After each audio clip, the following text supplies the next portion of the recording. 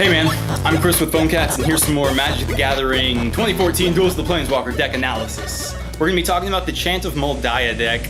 I'm not well versed in this. I've tried a couple different builds that I couldn't make work. Some of them are based around Eldrazi, some of them are non-Eldrazi builds where you just play green fat creatures, and there's just so much land grab in this deck that I don't even know where to stop the land grab, where to begin the creatures, and how much middling to do, because there's a couple creatures that are kind of like middle of the ground that aren't really the objective. We'll get started, but let me just reiterate that like there's three parts of this deck: land grab, fat creatures, and then control. And you want to grab land, and then control, and then play fat creatures. Okay, I have Ugin. This one's really weird, dude. Colorless Eldrazi spells cost you 2 colorless mana less to cast, and you can pay 7 and tap it, search your library for a creature card, show them that. It has to be colorless, so basically any Eldrazi creature, and put it in your hand. If you hit this, and you make it to the late game, and you have 7 mana available, every time it's the end of your opponent's turn, you just grab the fattiest fat creature and put it directly into your hand. Keep in mind that this can't be used to make colorless mana, so don't play this on turn 1 and then try to do like a turn 2 rampant growth or something. You also have one of a scoop mob. It's 1 mana for a 1/1, and at the beginning of your upkeep, if you control 5 lands or more, you put 4 +1/+1 counters on it. So this thing can get pretty chubby pretty quick. I mean, especially in this land grab deck. It happens every upkeep that's yours too. So every time after you hit 5 lands, it goes from a 1/1 to a 5/5 to a 9/9 to a 13/13. And it can get problematic. There's only one of them though, and this is one of those cards that's a little bit of middling to where I don't know if it's the right goal. Okay, we're getting to some of the land grab and land related stuff. There's so many of these that there's too many. A lot of people aren't playing with all of them, but I'm gonna read them all. Exploration. 1 mana, you can play an additional land each turn. This is one of the main cards of the deck. Like, as important as Gravecrawler is to the black deck, I feel like Exploration is the equivalent turn 1 play of like, okay, here's what I'm doing, and now everything is already kind of established. Turn 1, Exploration, Forest. Turn 2, play 2 more forests. You're at 4 lands. But keep in mind that means that you've spent that you've already played 5 cards. It's really crazy. It combos with everything else that we're going to talk about from here on out. Green Sun Zenith is an X spell that lets you grab any creature with casting cost less than X. So you don't even have to memorize. Like, if you just cast this for like 8, you can pretty much grab any creature that's 8 or under. Like, you don't have to remember which creatures are which casting costs. It is a sorcery, but it's pretty dope to be able to grab anything that you need. It could even be a small creature if you needed one for some reason. Alright, Colony Hart Expeditions. Looks like Khaleesi, Mother of Dragons. 2 mana, enchantment. Every time a land comes into play, put a counter on this thing. Remove 3 counters, grab 2 forests and put them into play. It's almost akin to the black deck's thing that puts a 5/5 zombie into play. Okay. These things will stack off of each other too. You can play with up to 4 of them, and if you have one in play and it gets a couple and it has a counter on it, and then like when you have 2 of these, they'll just stack off of each other. It's hard to explain the amount of comboing you're going to be doing with forests. You just want to make sure that all the forest grabbing you're doing is building up to something. Here's a little bit of a momentum changer, a little bit of a pacer. It's 2 mana, Tangle. It's basically a fog, and then all attacking creatures don't untap during their next untap step. It seems a little bluish, like I feel like this would be like a 1 green, 1 blue spell, but I'm fine. I wish there were 4 of those, and it's pro, dude. Just use it as a fog on your opponent's turn, and then you get 2 free passes. Explore. This one's alright. 2 mana, you may play additional land this turn. Draw a card. So this is very different from the next card, Rampant Growth, which is 2 mana, search your library for a basic land card, and then put it into play tapped. The Rampant Growth thins your deck, and then Explore, you draw a card, and you can play an additional land this turn. So it's It's really peculiar trying to decide if you want to play with both or just one of those. Okay, if you're playing with every land grab, you have to play with these Glazing Gravehearts. This is the ultimate, like, delay thing, dude. If they don't kill this, and you activate a Kalini, this little thing, you're gonna gain 6 life. And that's solid. Plus, you had to do something to get those tokens on it, too. So you played 3 lands, even to get that able to activate to grab 2 more. Aw, you'll only gain 4 life. That's still okay. Yeah, you grab 2 basic land cards. Anyways, you can play with up to 4 of those. It's just kind of weird, man, because all the other decks, or the main 3 weenie decks, are gonna have so much against you by the time you're playing your little stupid Glazing Graveheart. Or Grazing Glade Heart. Okay, let's keep rolling. We got this Farhaven Elf. 3 mana for a 1/1, and when it comes into play, you can grab a forest and put it on the battlefield tapped. So it's just a little land grab elf and gives you a 1/1 to chump block with. Fierce Empath is the preferable elf. This one's 3 mana, and instead of grabbing a forest and putting it to play, you grab a creature with a converted mana cost 6 or up, and you put it directly in your hand. So you grab whatever perfect fat creature you need that costs at least 6, and casting costs go all the way up to 12 in here. Oracle of Mul Daya, this is a big part of the deck. Turn 4, a lot of decks have turn 4 kills. Turn 4, you're still ramping. 4 mana for a 2/2, you can play an extra land each turn, and you can play with the top card of your library revealed. If it's a land, you can play it. And you can play an extra land each turn too, so you can do that twice.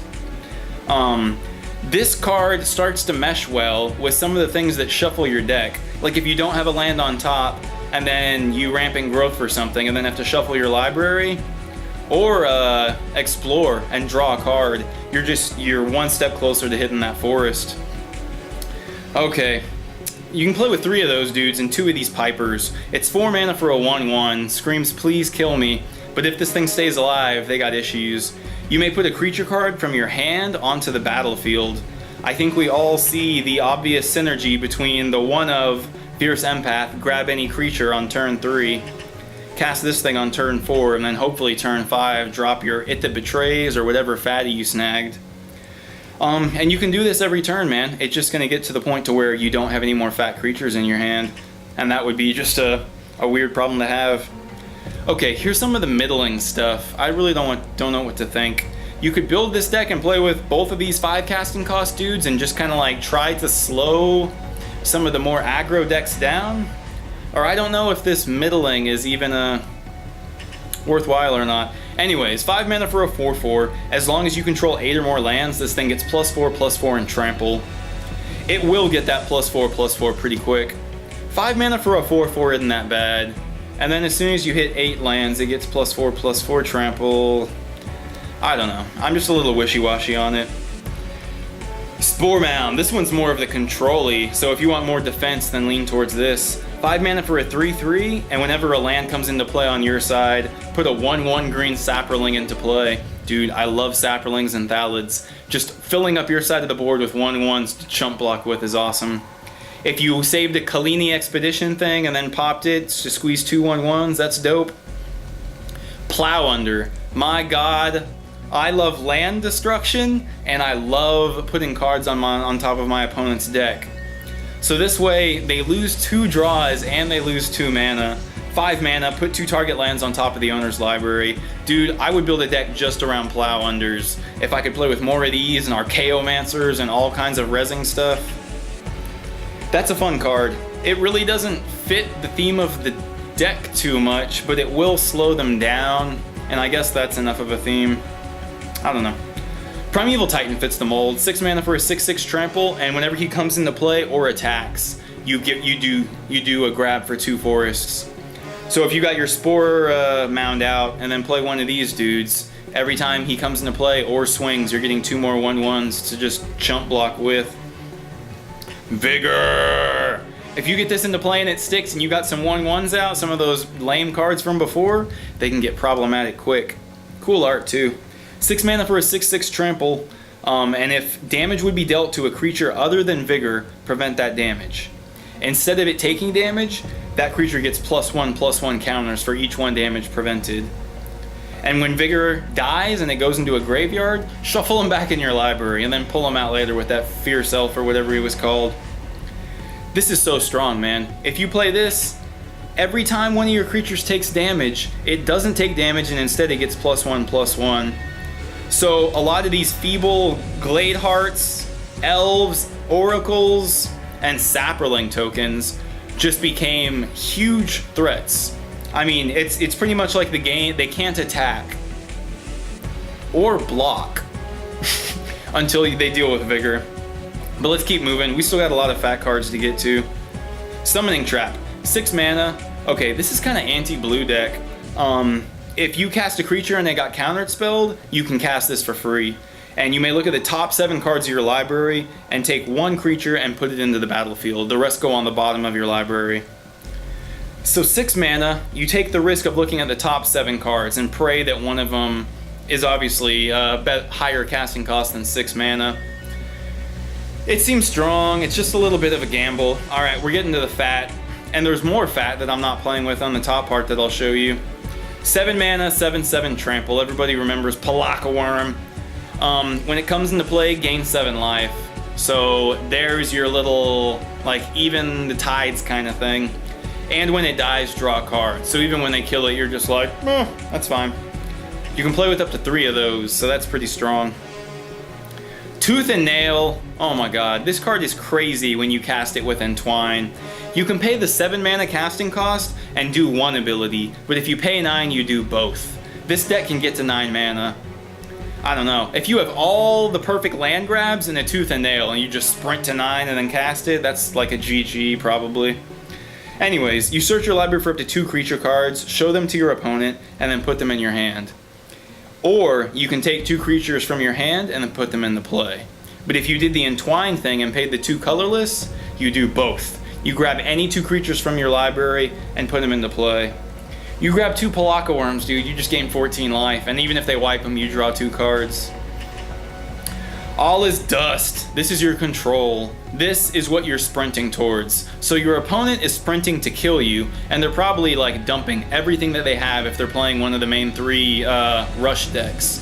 And all you're trying to do is get to 7 mana so you can cast one of your 2 All is Dusts. Each player sacrifices all colored permanents he or she controls. If you get the right kind of board control with some of these artifact creatures right over here, and cast an All is Dust, you can just swing for the win. Let's keep scrolling. 2 Terastodons. Some people are building a mono green version of this deck without the Eldrazi, and then you just hit your Palaka Worms and Terastodons and Rec Shop old school 2013 wild style. This is 8 mana for a 9/9. When it comes into play, you can destroy 3 target non-creature permanents. A lot of the times, 3 of your land are prime candidates. And for each thing you destroy, you put a 3/3 elephant into play. You could use this to destroy your opponent's land, and now you're looking at 3 different kinds of cards that remove your opponent's land. You got 2 Terastodons and that Plow Under we spoke of in the days of yore. Dude, you can kill so many things with Terastodons. Some people don't like to light up their opponent's lands, but most people will trade those 3 tokens to kill your Terastodon. And I don't even know, is paying 8 mana to kill 3 lands a good deal? It doesn't sound that good when you look at it like that. Okay, you got 2 of these Ulamog's Crusher. 8 mana for an 8/8 Annihilator 2. Annihilator is one of the backbone abilities of this deck. Whenever this creature attacks, your opponent has to sacrifice 2 permanents since it has Annihilator 2. And then this thing has to attack each turn, so he's kind of like a dummy like that. Like Hulk Smash. Okay, 8 mana will also get you an Eldrazi Conscription.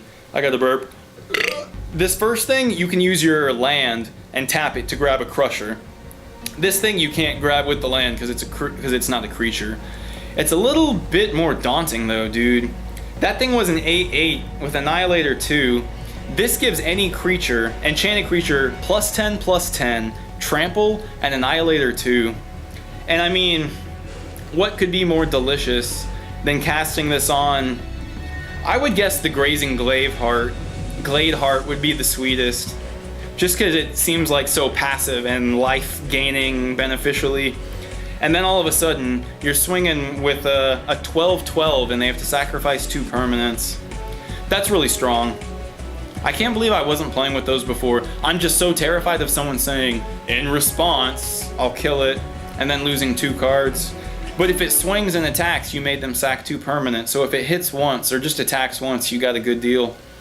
Okay, you got 2 of these Artesian of Kozilek's. It's 9 mana for a 10/9, and whenever you cast it, you can return target creature from your graveyard to the battlefield. So ideally, you would want to play something else before that thing. Play your Terastodon, play your Palaka Worm, and have them deal with it. And then next turn cast this, and then your previous fatness comes back into play. 2 of those, pretty strong. You got one of these dudes, 11 mana. We're really getting high on the casting cost. Pathraiser of Ulamog, 11 mana for a 9/9, but Annihilator 3. That's the fattest Annihilator. And it can't be blocked except by 3 or more creatures. So if you're swinging with a couple things, and then 3 dudes have to chump block this, I mean, he's got issues. It That Betrays! When you click on this card in game, it has animated art that spirals. It's so dope. Okay, 12 mana for an 11/11, Annihilator 2, and whenever your opponent sacrifices a non-token permanent, you put it into play under your control. This card, when you're fighting against it, it just destroys your pride so hard. You're just sacrificing permanents and seeing them pop up on your opponent's side of the board. Oh my god, it's so disheartening. Sometimes they can get that card out pretty quick too. Okay, there's a lot of stuff that I'm not playing with. No, there's not. We'll go through this real quick. Hydra, 2 mana for an X. It comes into play as an XX, and when it dies, you can distribute the counters any way you want. Kind of nice. I mean, if you just sprint to like 8 mana ain't even that good. 8 mana for a 6/6, and then when it dies, you spread the counters. I don't know about that. This Rites of Flourishing helps you and your opponent. It helps your opponent too much. 3 mana, at the beginning of each player's draw step, they draw an additional card. So it's kind of like a Howling Mine from DOTP 2012. And each player can play additional land on his turns. So it's like, you think you can outramp me, bro? And you're just like going this forest, balls to the wall rush mode. Could be cool. Vengevine could work in your super rush aggro build with your 1 scoop mob and then your 1 Vengevine. 4 mana for a 4/3 with haste. Whenever you cast a spell, if it's the second creature spell you cast this turn, that's rare. You can return Vengevine from the graveyard to the battlefield. It has haste, and it's cool when it does come back into play, but it's this weird middle version of the deck. Into the Wilds is a lot like your Oracle of Mul Daya. It's 4 mana, and at the beginning of your upkeep, look at the top card of your library. So just you look at it, instead of it being upside down all the time. And if it's a land card, you can put it onto the battlefield. And that's it. You can't play an extra land each turn like the Oracle, but the Oracle is only a 2/2, so it could get burned or dealt with in a whole bunch of different ways. I don't know. There could be some meta situations to where Into the Wilds is better. The last card I'm not playing with, and I can't convince myself to, is Bountiful Harvest. 5 mana, you gain 1 life for each land you control. I'm playing with all 3 of those Palaka Worms, so paying 7 to gain 7. And getting a 7/7 trample, oh my god, and when it dies you draw a card. Just seems way, way better than paying 5 to gain 5, or paying 5 to gain, like, even 8 isn't that good to me. But that's it for this vid. Dude, good luck building this deck. You have got to find the perfect balance between fat creatures, surviving the middle game, and getting enough lands. I don't know. I still want to try a build to where I disregard the middle game and just, I might not even play with those Elvish Pipers. They seem vulnerable. I don't know. Good luck building this. Dude, and this deck is so bad against the 3 main decks that people are saying it's the worst deck in the whole game. That's the end of this vid. Check out phonecats.com. I'll show you more Magic vids and strats and gameplays, but I'm starting to get the whole like iPhone and iOS game like locked down. I'm starting to categorize them all. You can find cool games that are cheap, and I'll show you deals on iPhones, iPads, and Androids. Thanks for watching. Phonecats.